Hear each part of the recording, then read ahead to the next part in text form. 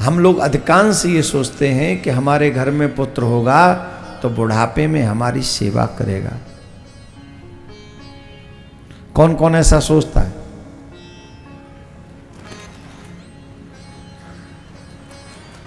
अरे मैं तो डायरेक्ट आपसे संवाद कर रहा हूं। कौन कौन ऐसा सोचता है कि मेरा बेटा मेरी बुढ़ापे में सेवा करेगा?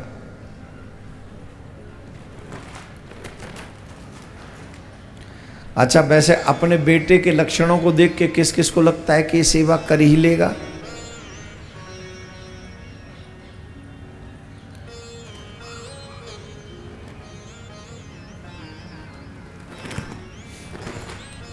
कितनी सेवा कर लेगा वो? मान ले तुम्हारी बात कि तुम्हारा पुत्र अच्छा है, पर कितनी?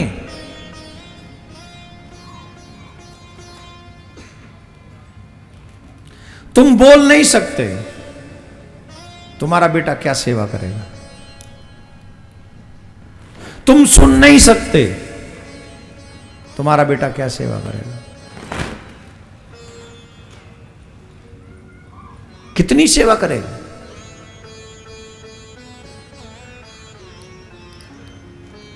ये तो सब चाहते हैं कि मेरा बेटा मेरी सेवा करे, लेकिन आपका बेटा आपकी सेवा करेगा इसके लिए तो आपको बीमार पड़ना पड़ेगा ना। इनडायरेक्ट वे में आप भगवान से मांग रहे हैं, आप मुझे बीमार कर देना बुढ़ापे में, और बेटा ऐसा देना जो मेरी सेवा करे। और मांग किससे रहे हो? ध्यान से सुनिएगा प्लीज।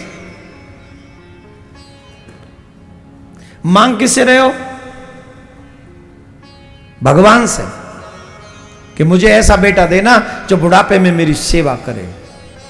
क्यों नहीं मांग लेते तुम उसी भगवान से, हे गोविंद मुझे ऐसा जीवन मत देना जिस जीवन में मुझे कभी किसी की सेवा की जरूरत पड़े। क्यों चाहिए तुम्हें तुम्हारे बेटे की सेवा? क्यों? मांगो ना निरोगी काया, नहीं चाहिए मुझे सेवा किसी की, न बेटे की न बेटी की। क्यों अपने आप को बीमार बना रखा है? मेंटली डिस्टर्ब हो आप। मेरा बेटा मेरी सेवा करेगा। भगवान से मांगो जब तक मेरा यह जीवन रहे मुझे कभी किसी की सेवा की आवश्यकता न पड़े। नाथ ऐसा कृपा करो। मेरा बेटा मेरी सेवा करे, ये बड़ी बात नहीं है। मुझे जीवन भर किसी की सेवा की जरूरत ही न पड़े, ये बहुत बड़ी बात है। अच्छा बताओ कौन सी बड़ी बात लग रही है? बेटा सेवा करे ये, कि मुझे जरूरत ही न पड़े ये? जोर से बोलो। यही बड़ी है ना? उससे भी बड़ी बताऊं? उससे भी बड़ी बताऊं? मानोगे? हे नाथ इतना सामर्थ्य देना जब तक मैं जीवित रहूं तब तक अपने देश और धर्म की सेवा करता रहूं।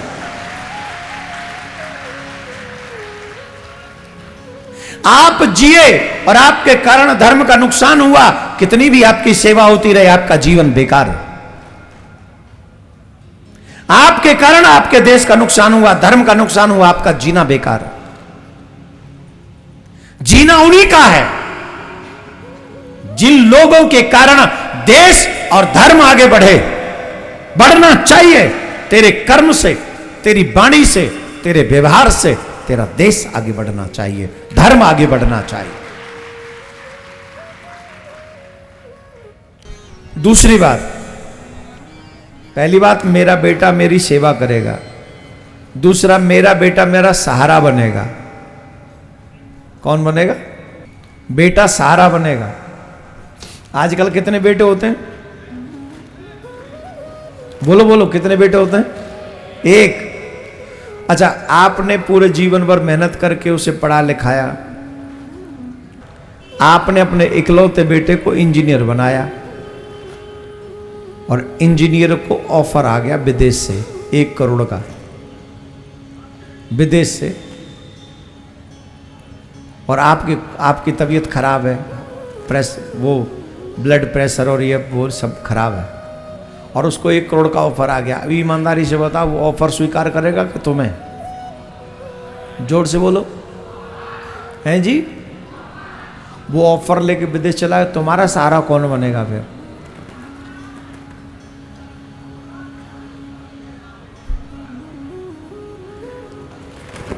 भगवान से ये मत मांगना कि मेरा बेटा मेरा सहारा बने। भगवान से ये कहना कि जीवन भर मुझे कभी सहारे की आवश्यकता ना पड़े। अगर सहारा भी हो तो आप ही के नाम का सहारा हो और किसी के सहारे। मेरा बेटा नाम करेगा। प्रहलाद जी के बेटे का नाम बताना क्या था? मीरा का बेटे का नाम बताओ क्या था? तुलसीदास जी के बेटे का नाम बताओ क्या था? सूरदास जी के बेटे का नाम बताओ क्या था? इनमें से कितनों के तो बेटे ही नहीं था। किसी का नाम कोई बेटा नहीं करता। अगर नाम करना ही है तो तुम्हारे कर्म करेंगे। अगर तुम्हारे कर्म अच्छे हैं तो तुम दुनिया में अमर हो जाओगे। तुम्हारा नाम बदस्तूर जारी रहे। सदा सदवादियों की प्रेमियों से प्रीत होती है। जिनका है चरित्र उज्जवल बस उन्हीं की जीत होती है। उन्हीं की जीत होती है। जिन्होंने देश और धर्म की सेवा की है उनका नाम रहेगा, इसमें कोई संशय नहीं। और जो सिर्फ अपने पेटू का कल्याण करके गए हैं, उनका बेटा भी हो जाए चाहे कोई हो जाए, उनका नाम होने वाला नहीं है। कितने गृहस्थियों के घर में पुत्र है, जरा हाथ उठा के बताएं। बहुत अच्छी बात। किस किस को लगता है कि हमारे जाए पीछे वो अपने घर में सनातन को जिंदा रखेगा? झूठा हाथ मत उठाना, एक एक ही उठा। बाकी के जिन्होंने हाथ नहीं उठाए उनका। जिस घर में पीने वाला बेटा हो, मांस खाने वाला बेटा हो, जुआ खेलने वाले बेटा हो, उस घर के मां बाप को चिंता करनी चाहिए और उन्हें यह सोचना चाहिए क्या उनके घर में सनातन जिंदा रहेगा उनके बाद?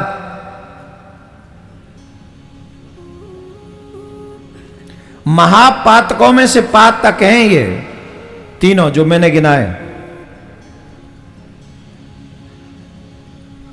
शौक के नाम पे कुछ भी नहीं चलेगा, मजबूरी के नाम पे भी कुछ नहीं चलेगा। आप ही बता दीजिए, आपकी उंगली काट के कोई खा जाए तो कैसा लगेगा आपको? अच्छा है बुरा? जवाब दीजिए। क्यों तुम्हें बुरा लगेगा? तो हम जो लोग किसी का मांस खाते हैं उसको तो मारा ही हमारे लिए जाता है। मदिरा महापातकों में से एक और बात सुनिए, मदिरा पान करने वाला जितना बड़ा पापी है, मदिरा पान करने वाले का संग करने वाला भी उतना ही बड़ा पापी है। माताएं ताली बजा रही हैं, भाइयों में हिम्मत नहीं जुट पा रही ताली बजाने की।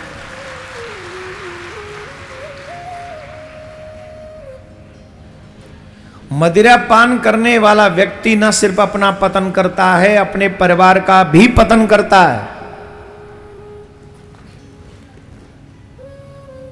हमारे यहां कभी भी इसको अच्छा नहीं माना गया है मदिरा पान को। यह गलत था, गलत है, गलत रहेगा। और आप कहेंगे हम नहीं मानते, नहीं मानते, तुम्हारी मर्जी। तुम्हारे मानने न मानने से न मेरा लाभ है न मेरा लॉस। हां, तुम्हारे मानने से तुम्हारा प्रॉफिट जरूर है। व्यक्ति गलती करता है, सभी लोग गलती करते हैं। हम भी लाखों करोड़ों गलतियां करके धरती पे बैठे हैं, लेकिन गलती करके जो पछताए उसे इंसान कहते हैं।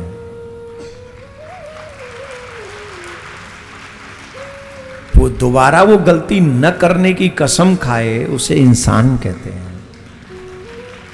गलतियां तो होंगी, लेकिन गलती का एहसास हो कि हाँ मैंने गलती की और मुझे ये दोबारा नहीं करनी है, इसका मतलब आप सुधरना चाहते हो।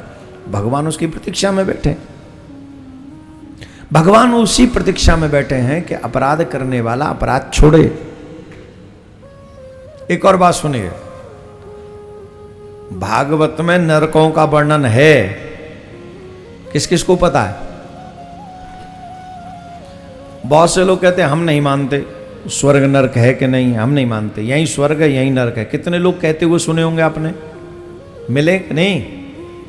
कहते ना यही स्वर्ग है यही नरक है, कहीं कोई स्वर्ग नरक नहीं। अच्छा, तुम्हारे पापा जी को राज है। हम आपको एक उदाहरण देते हैं, चलो आप मान जाओगे इस बात को।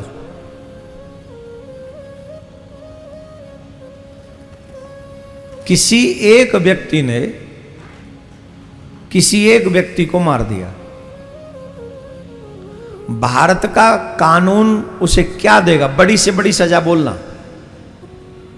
जवाब दो जोर से, बड़ी से बड़ी सजा बताओ। फांसी। एक व्यक्ति को मार दिया, भारत के संविधान ने उसे बड़ी से बड़ी सजा दी, फांसी की, राइट? वहीं एक व्यक्ति ने 10,000 लोगों को मार दिया,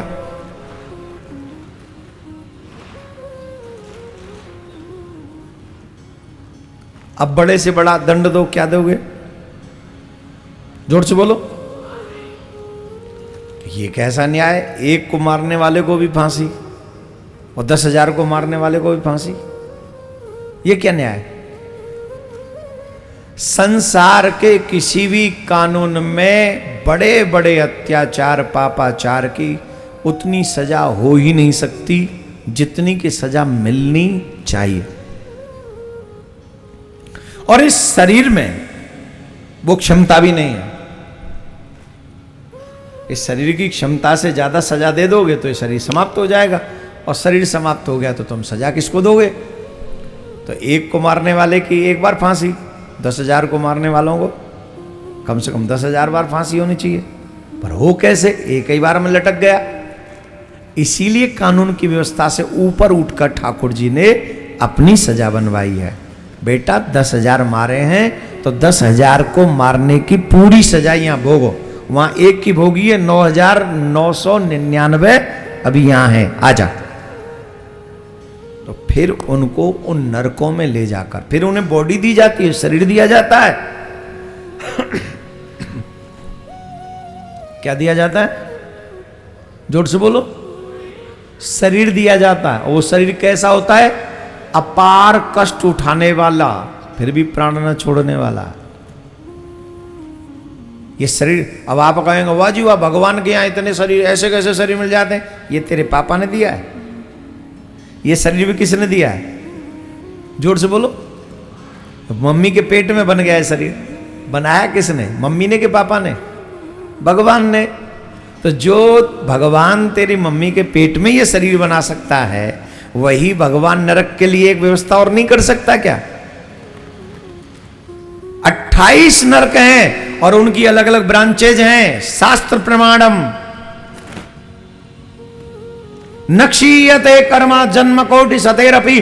तुम्हारा एक एक कर्म तब तक नष्ट नहीं होगा जब तक तुम्हें उसकी सजा न मिल जाए। जितना यहां भोग के जाओगे वहां कट ऑफ हो जाएगा, और जितना यहां से बच जाएगा वहां तुम्हें झेलना पड़ेगा, भोगना पड़ेगा। ताली बजी नहीं सकती। नरक नाम ही ऐसा अच्छे अच्छे की बोलती बंद कर देता है। सन्नाटा आ गया था नरक के नाम पे, पूरे में सन्नाटा। तब से इतनी कथा सुना था, चहल पहल चल रही थी, पर नरक के नाम पे एकदम सन्नाटा। महाराज ईमानदारी से बताओ, हम मर के नरक में जाएंगे? भागवत सुन लो, नरक में कभी नहीं जाओगे। हम बचा लेंगे। ये भागवत जी के ऊपर विश्वास करके कह रहे हैं, ऐसे नहीं कह रहे। हमारा विश्वास भागवत जी पे है।